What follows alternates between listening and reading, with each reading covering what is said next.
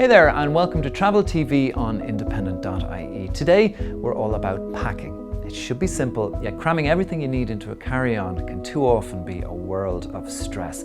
So how can you turn that into this? Have a look. When you figure out your suitcase, Diane von Furstenberg said, you figure out your life. That's easier said than done, of course, given today's baggage limits and busy skies. So what are the crack tips for your carry-on? So here's the big question. How do you get all of this into this? You make a very good list, you do a very sharp edit, and nothing goes into the suitcase unless you can wear it at least twice, if not 3 times, over AM, PM. So any piece going in has to earn its keep. Okay, so you need to plan ahead, make a list. Now, what about heavy stuff? If I'm going hiking, for instance, I always wear the boots on the plane. You're absolutely right. You wear the heavy pieces. So yeah, it can be uncomfortable wearing hiking boots in the summer, but you don't turn up at the airport in flip-flops and pack the hiking boots, because that's just playing into the hands of Michael O'Leary.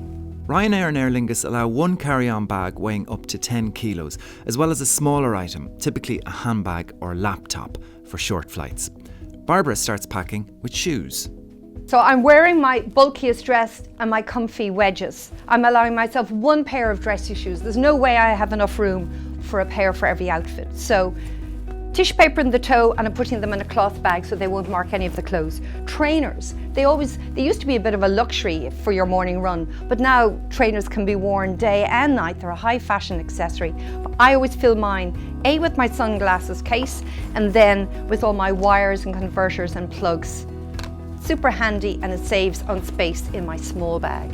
My little flat sandals, which I'm going to use for evening wear and during the day, I pop those into a shower cap, again, to stop them marking my clothes. And the flat shoes, they're going in my handbag. Next up, rock and roll. So now we're going to start the rolling and the folding. These jeans will pack like a dream. So now we're just going to create all these little sausage shapes and get as much in as possible. Rolling t-shirts and cottons takes a little time, but it saves a lot more space. Delicates can even get their own little bag. So now we're on to what I call the lasagna effect. We're going to layer up our clothes with plastic and also with tissue. And in this case, I want this jacket to look super when I arrive at the other end. I want to wear it that evening. So I'm going to fold it in plastic. This is a tip I got from Geraldine in Excel Cleaners. And guys can use it for their linen jackets or whatever, for their trousers. And you just basically layer up your clothes like this, folding the plastic over.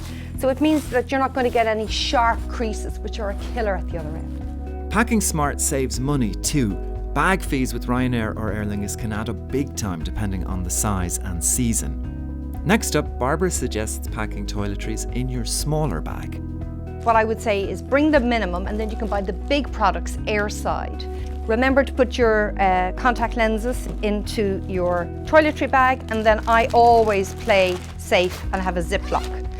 I thought this La Roche-Posay foundation was very handy because it's both foundation with an SPF, so it means you're cutting down in bottles. And another little trick I've started doing is I've started putting foundation into my contact lens holder. Always into the handbag go the power blocks for my iPhone. These are from Pennies. Now, I always keep my jewellery in a jewellery roll in my handbag, but if you're really cutting down in size, I think this is a very handy idea. The brand is Stella & Dot, and the one earring also splits into 3 different pieces, so you have 3 different looks, so you don't have to bring 3 earrings. I had another question for Bairbre. How do you fold a suit? You put tissue paper right through underneath the jacket, line the jacket, then you flip it over. So now you're going to roll the jacket up in thirds. And you can hear the tissue paper underneath, and that's going to, prevent any serious creasing. So now you have the jacket like this. The key thing here are the lapels and the shoulders. You don't want them to mark. So you make a ball of tissue paper and you pop it in here like this. It's a life hack as much as a travel hack, and you can get tissue paper in most stationery or arts and craft shops.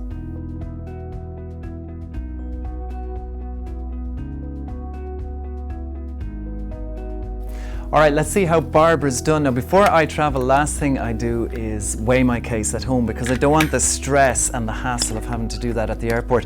This is a portable luggage scales. You can pick them up for 10 or 15 euro online. And let's roll.